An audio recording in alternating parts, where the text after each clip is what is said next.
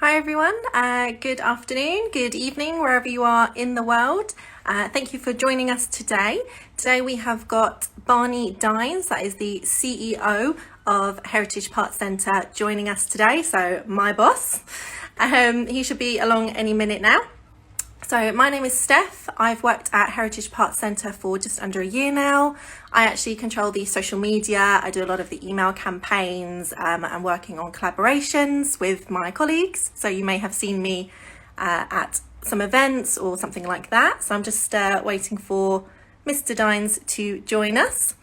This evening we will be talking about how Barney got into Heritage Parts Centre, his previous business ventures, his experience with Volkswagens and his history with all of that. We'll also be able to talk to him about what the future for Heritage Parts Centre looks like. And of course, if you've got any questions at all, then pop them in the comments and we'll be able to ask him about those. It is super hot here today. I hope you're all keeping nice and cool. There we go, there's Barney. So let me just add him in. Okay, let's just wait for him to connect. So yeah, stick around. It's going to be an interesting conversation, and hopefully you'll find out a bit more about Heritage. Hi, Barney. Hi, Steph. How you doing? I'm good, thanks. How are you? Yeah, good, thanks. Bit hot. Absolutely swell. Keeping cool. Yes, yes. It's very, very hot today. We're both up and down, well, south coast. You're London, aren't you? Yeah, I'm in North London, Islington. Yeah, no. Very, very hot and sticky up here today. Yeah. Well, thank you. Yes. I was just saying to everybody, so I've just under a year, and obviously we've worked together on a couple of little projects here and there. I do media, emails, and some Instagram lives now. Yeah. So today we're going to talk about how you got started into Heritage, previous business ventures, and experience with Volkswagens in. Yeah. So without further ado, I wanted to know what came first, your history with old Volkswagens or working in the car industry. I know you're up in Essex, maybe paint a picture Yeah. what that was like. So yeah, I'm originally from Essex, an Essex boy, and all the rumours are true. I've ditched the white socks and the Mark 1 Escorts now. Now I got into Volkswagens at a pretty early age. I saw Bug Jam 89 on TV when I was about 14, and kind of fell in love with the kind of the Beetle and all the kind of scene that went around it. So saved up all my pennies, and my granny helped me buy an unfinished project Beetle when I was 15 for my 15th birthday. I think it was about £300. It was a complete wreck. in bits as well, so you know, half the stuff was missing, and yeah, fixed it up, welded it, various friends, family. It wasn't the best restoration, if I must admit, but you know, it eventually did work. And then evidently it broke down a lot, and I was kind of between jobs, and I used to go to Big Boys Toys in Thurrock for all my parts, and was in there one Saturday, as I said, in between jobs, and just asked Sean, the owner of Big Boys Toys at the time, if he had any jobs going, and he said, well, funny enough, we have actually, somebody's just left. So I started working at Big Boys Toys when I was 18. Kind of didn't really know what I wanted to do myself career-wise, so it fitted with me at the time. So packing parcels, answering the phone, taking orders, cleaning the toilet, making tea, pretty much everything. Yeah. And then yeah, worked my way up through the business. It wasn't a huge business at Big Boys Toys. I think it was like 4 or 5 of us there at the time. Eventually, and then was kind of moved over to the head office, because Big Boys Toys at the time was owned by Volkswagens, and worked in the trade office there. And that's how I got to know David, who used to own, or still does own, part of Heritage, but was the MD of Heritage at the time. And that's where the connection to Heritage came from. So yeah, it was fun times. You know, there was a lot of VW scene around in Essex at the time. There was Big Boys Toys in Thurrock, there was Carman Connection down in Southend, German Car Company in Southend, and me and all my friends used to kind of hang out at the shops and go on cruises. Some of the older people watching this will remember the Guildford cruise, and cruising along Southend seafront on a Saturday night. Yeah, it was good fun. And me and some of the guys, we sort of set up a VW club as well called the Rude Buggers, which has since disbanded. But yeah, we had some fun. We used to go to all the shows together, used to hang out and just talk about cars, kick tyres. Yeah, I'm sure a lot of people are missing, obviously, doing that at the moment. There's a lot of the VW scene down where we're based, huge VW scene. Sure, a lot of people are missing it at the moment. Heretics, for sure. Yeah. I mean, there's a lot of similarities between that time back in the sort of 90s around Essex as to where we are in Shoreham and Brighton now. There's a lot of kind of South Coast VW scenes, a lot of clubs and events going on, sort of smaller events. So yeah, it's good. It's a good scene. Good. You mentioned Big Boys, the name that was kind of synonymous with the UK custom VW culture back in the 80s, 90s. What appeal do you think of Big Boys at the time to enthusiasts? Sorry, say that again, Steph. You cut out. What do you think the appeal was of Big Boys Toys? Oh, the appeal. You know what? I think Big Boys Toys was always kind of the cool kid of the VW kind of shops. You know, the adverts were crazy. You know, we once did a photo shoot for an advert. It took all weekend from Friday night till Sunday night, setting it all up, you know, making the shop look, you know, the shop was cool anyway. There was stuff hanging off the wall. There was a Beetle sticking out the wall. We had old signs, like neon signs and stuff like that. But then we had a car in the shop, and we just kind of spent a lot of time making stuff kind of fun and cool and interesting. So, and I think the history of Big Boys Toys was always very much around cool cars, custom fit outs and big engines, big cars. You know, we used to sell a lot of kind of, some people not so keen on the chrome stuff now, but chrome, neon, all that kind of stuff. It was all about show first, you know. And I'm guilty of this myself back in the past, you know, make it look good before you make it drive right. But that's kind of switched now. Yeah. Though, isn't it? You want to. It's the first thing that's exciting is to get it. Yeah. It was all about the shiny stuff, the go faster bits. Yes. Yeah. So that's natural. So if you could take one lesson learned from the VW scene that you think would still be appropriate now, what do you think it would be? I think it's got to be the enthusiasm and the inclusiveness of it all. The VW scene particularly has always been really enthusiastic. The people that's organised the shows, the clubs, you know, they're all doing that for fun, because they love the cars, they love the scene, they love the people that go with it.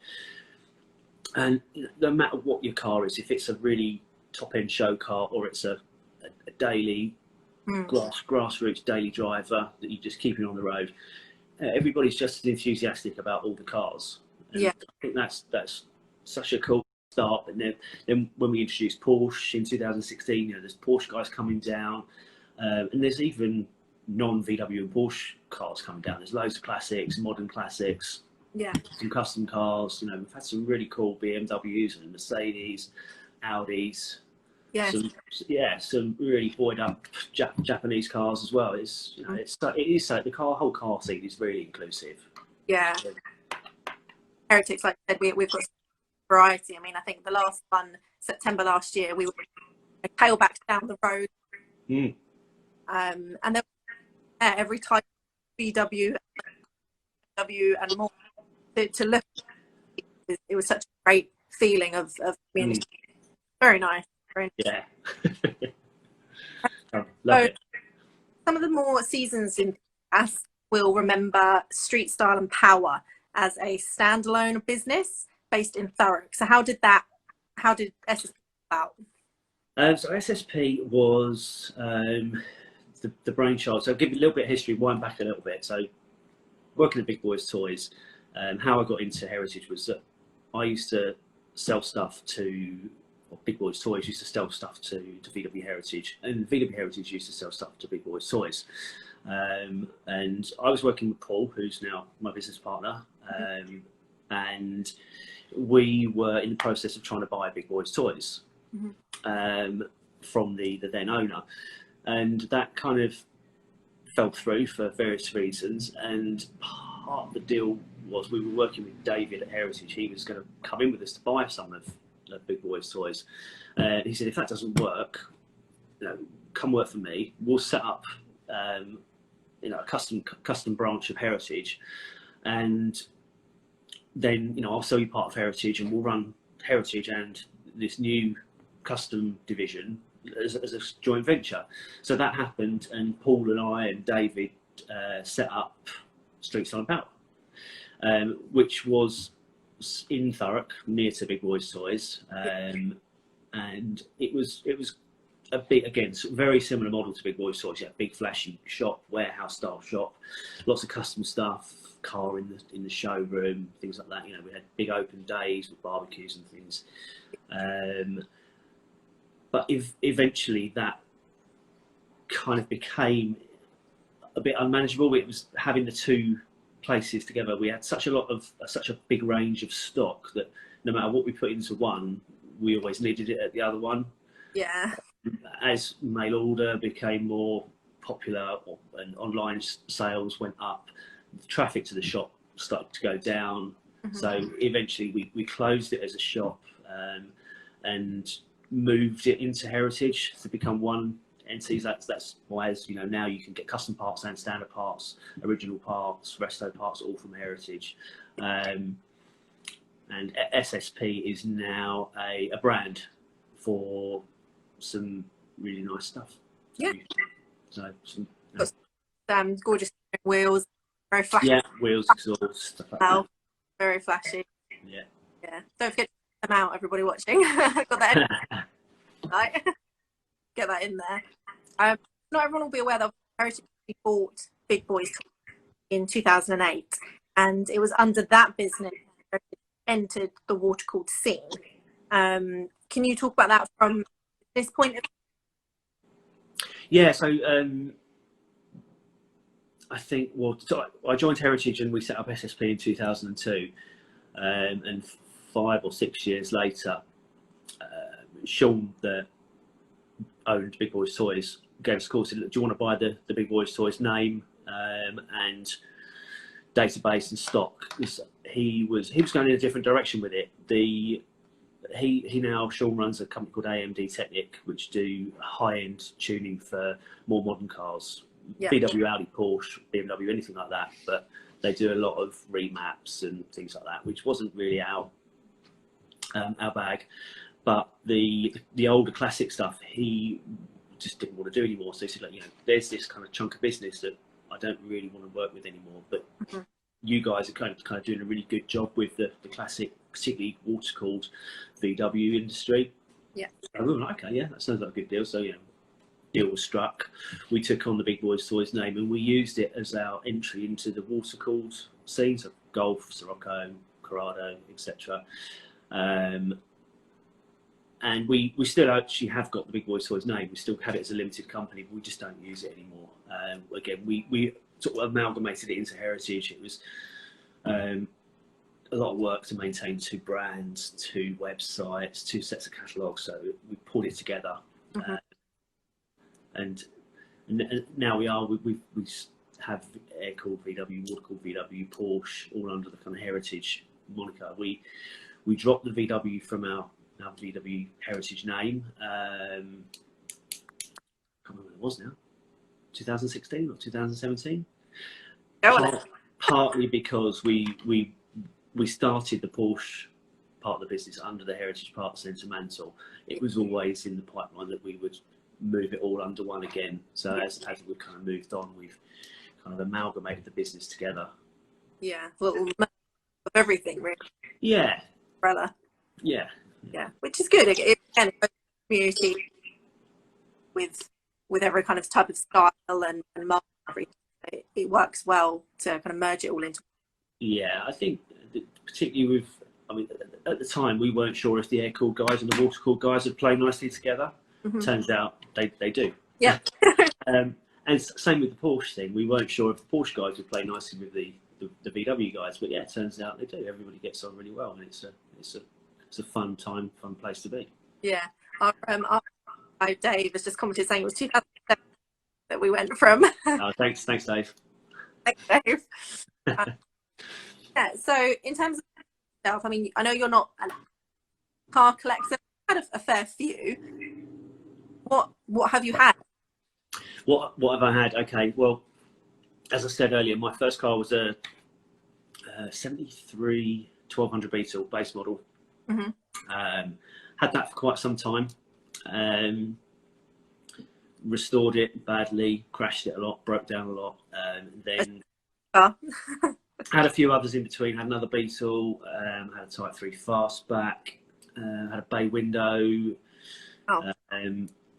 72 bay with a 1776 in it. That was good fun. That had a couple of kind of reincarnations as well. I kind of tended to buy a car, do it, then redo it, and then redo it. And then my original car, when I can't think when it was now, but I took that off the road to do a proper full-on custom resto on it. Sadly, never finished it. I built the engine, had a 2007 with a turbo and nitrous, had 18-inch wheel, did all the chassis, front and rear discs, Rancho gearbox, had a full cage for it. It was going to be a really tough street racer. But then I kind of ran out of money and bought a 1960 bug for a quick run around, and that needed a bit of work for an MOT, so I took that off the road. Ended up getting a bit carried away with the work on that, and that ended up being a Volksworld cover car. I think that was 97. It was a goldy sort of metal flake 60s bug, or 1960 bug. That was, I think that's my favourite. That's the favourite car. Good little run that I've ever had. Yeah. I've had a Carrada. I've had a Mark II GTI. Wow. A Mark 1 GTI. Yes, I've got quite a few. You've got quite the list then. Yeah. And now could buy back or magic back, depending on the state of where it is now. Oh god, definitely 100% the gold 60. Yeah. Do you know where it is? It got crushed, sadly. It was bought by the guy I sold it to, then sold it not long afterwards to a company, and the company went bust, and when the receivers went in, they couldn't find the paperwork for it, so they sent it to scrap. So I do know actually someone, a guy called Nick Allen, who used to run a VW spares place that we used to work with, and I think he's still got the deck lid from it. Yeah. Hanging up on the wall in his garage, I think. Yeah, I think a lot of people, they try one thing, don't they, from each car. Yeah. Whether it's a number plate or it's, very jobs. But I know a lot of people up in the garage. Yeah. My doing that, old KA. Yeah. But yeah. So I mean, you took over from David Ward as the company in 2016. But we should mention, obviously, you've got two other prime in the business as well. So did you just want to kind of talk about their company and how you know them, how you met them? Yeah, sure. Well, Paul and Mark are my partners in crime. So the company is owned by me, Paul, Mark, David and Nikki, the founders, have still got a share as well. They're retired now, and we've also got a board member from a German company, Myler. Some of you might know Myler are steering suspension, German steering suspension manufacturer. They own a share of Heritage, and we also have a company called Myler UK, which is a distributor for the Myler parts in the United Kingdom. So it's me, Mark, and Paul that are active in the business. Paul, I met at school, so I've known Paul since I was 10 years old. Wow. Yeah, we used to kick about at school. Paul helped me restore my first Beetle. I helped Paul restore his first Volkswagen as well. He had a Type 3 Fastback as his first car. Yeah, we used to go to the shows together, create havoc. And also we used to work together at Big Boys Toys as well. So when I joined Heritage in 2002, I joined with Paul. We sort of came as a package. So Right. we've been friends ever since, off and on. What? And Mark is Heritage's longest serving team member. So he joined Heritage in, I think it was 97. So yeah, he's been there for Wow. 25 years. No, 95. Yeah, 25 years. Yeah. And again, yeah, at the time there were only 3 people there. So I think Mark's payroll number is actually number 3. Wow. Mark's the ops director, so he looks after the warehouse, the building, all the goods coming in and out. So the engine room of the business. So really cool, key part of the business. So he's ops. Paul is purchasing director, so he's in charge of all the purchasing, the product teams. We've got a team of specialists that look after choosing what parts we stock, what brand, what quality, making sure that the parts that we get are the same as what we order, QC, descriptions, data, all that kind of stuff.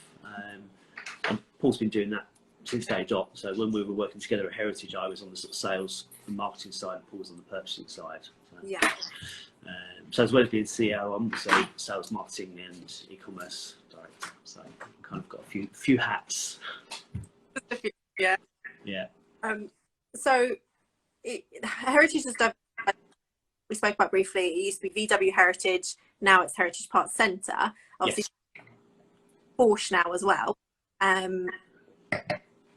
What can you say without being like you needed to? What is the future like Heritage? What else is out there? More of the same, really. You know, we have websites in English, Spanish, German. We've got websites for the US, website for Australia. We ship worldwide. I think we ship to over 100 countries. Yeah. And we've got a really big range. You know, we do the biggest range of VW parts worldwide. I don't think anyone's got a bigger range than we have, apart from VW themselves. So more of the same, really. You know. Yeah. Selling to more enthusiasts around the world. Yeah. I don't want to give too much away. But... No, of course not. Of course not. But I know that obviously there is more out there for, especially as the community grows, styles grow as well. Yeah, definitely. Become classics with time. So it'd be nice to see what else. Yep. So outside of the business, what are your hobbies? Well, I've just got a new baby. Yes. She's 4 months old, so she's taking up quite a lot of my time at the moment. But apart from that, I'm really into music. I don't play anymore, but I used to DJ. Used to organise some parties with some friends in and around London. Projects at the Christmas party. Might be some galloping horses these days. Or, mind you, there were galloping horses even back then. But yeah, I like winter sports. I like to snowboard and ski. I like dancing around in the sun, drinking nice drinks. I'm sure we know what you're doing as soon as you finish. In the garden with a big glass of wine. Yeah. So I think last one really from us is you could look back in the past and see what parts were going to become really valuable or really sought after nowadays. What do you think it would be? What part would you bring forward to the future? Right, okay. That's a tricky one. There's obviously the parts that have gone obsolete. Genuine Bosch 009s. You know, if I'd have known 10 years ago that they were going to go out of production, and I've bought a load of those. Genuine auto carbs. Yeah. Altered auto carbs, yeah, probably would have stockpiled a few of those. I have got a little bit of a horrific story for some of our golf customers. When I was working at Volkswagen, probably 20 years ago now, the owner at the time, Ollie, he was having a bit of a stock cleanse, and we had a room that was absolutely full of Mark 1 Golf chrome bumpers, the early chrome bumpers, Mark 1 Golfs, and the end caps and the irons, and we chucked them out. We filled a skip with them because he was convinced that we'd never sell them. And at the time, everybody was replacing their early bumpers with later bumpers and making their Golfs look newer. So yeah, we chucked out a whole skip of chrome. If only you had known. Bumpers, yeah. I can see Anna parts. Yeah, I guess the panels as well, the genuine panels. If I'd have known how much they go for now, early NOS panels. I bought a 67 only NOS rear valance for 25 quid. That Slough swap meet one year. Wow. They go for hundreds now, and you just can't get them. I've got so many stories where people say, if I had what it would be worth now, I'm paying the garage that they ended up having to get off with the cars in it. Yeah. Oh God, don't get me started on the cars that could have been. No. Hold on there. Yeah. If only you had a bigger garage. Yeah, I'm sure everybody has. Yeah. I had from cars, Meg Cat, which I interviewed last, I think it was Explorer, and then obviously Explorers. They said if we were all to be evacuated Mars, end of the world, Mars, and you get to choose one car to take with you as like an example of motoring. Right? What would it be? What would I take to Mars? Quite a question. I mean, I don't know whether it would be one that would be practical and useful for you there. I don't know whether we'd drive cars on Mars, or whether it would just be in a museum on Earth.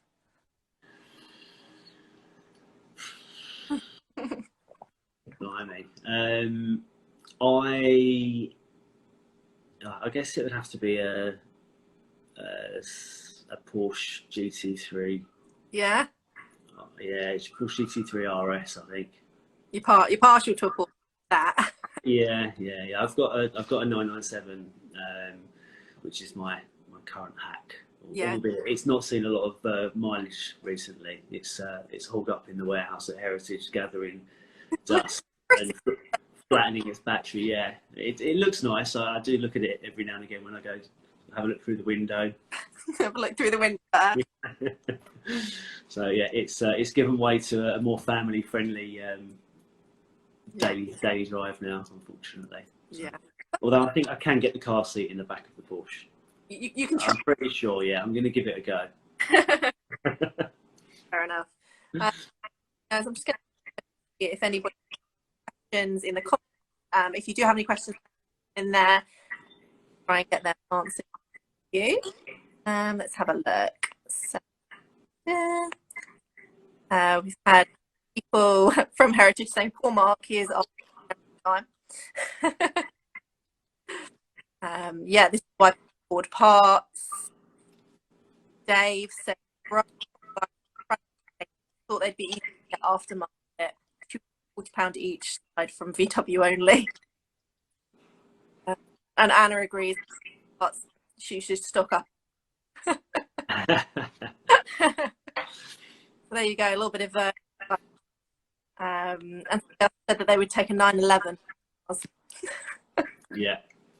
A good choice, I get that. Yeah, definitely. Okay, well, thank you very much for joining us. Everyone has enjoyed more about Heritage Parts and about Barney. I'm sure we will have you on at some point again in the future, talk more about everything. I think that's everything. There's to mention? Yeah, that's all for me. Yeah, okay. Thanks Cool. for joining. For everything that's going on to do with Instagram lives and dates. Oh, the only other thing, and a new update. The one thing that I did want to ask quickly, how you thought COVID has affected the business, how Heritage has coped with that? It's been a challenge. Obviously, when it first kicked off, we were all very, I wouldn't say scared, but a little bit scared. Yeah. We put all of our office staff working at home immediately. Obviously, Steph, you're at home, as am I. And we split our warehouse team into 2 shifts so that we could respect the social distancing guidelines that the government put out there. We are still operating 2 shifts in the warehouse and are planning to continue that as long as we need to keep the team safe. It has presented some challenges to the business, and the team as a whole is really pulling together and working well. I think we are really a fantastic team, and everybody that works for the business really does give it their all. So I just would like to say thanks to everybody at Heritage for being such a great team, such a great bunch of people. We've had to close the shop, as a lot of you probably know, and we are getting regular questions about when we are going to open the shop. The answer to that is, at the moment, we don't know. We don't have a plan to reopen it just yet, but we have reintroduced click and collect as of tomorrow, I think. There will be some communication going out on social media regarding that. So if you can call and collect, or you can click and collect. So hopefully that will help some of the local guys that like to come pick up their parts. Yeah, we are taking obviously the risk to health, particularly of our staff and customers, very seriously. So we're doing what we feel is necessary to keep everybody safe, while keeping the business going, because obviously we've got a lot of people depending on us for their jobs and their families and mortgage payments, etc. So it's kind of finding a balance between keeping it going and keeping everybody safe. Yeah. But business has been okay. I think people being at home have kind of used the opportunity to get some parts and fix their cars up, and you know, yeah, ready for when the show season starts again. If not this year, next year. Yes, hopefully. Obviously, there was a couple of things, like we was Nove and other Volksworld, all these big shows, which has been a shame, obviously, to not have those. But it's been a tricky couple of months, and I think Heritage has done great. You know, we were adapted working from home since March, really, and it'd be nice to get to do so. Yeah. You know, maybe have some haircuts. Yeah. I can't wait for the barbers to open. You'll have to do it for yourself. Just go. Yeah. But yeah, great. I just get that one in there as well. Like Barney said, there is a video tomorrow to talk more about how we are reopening collect. Shopping is still closed for now. Yeah. Don't be driving.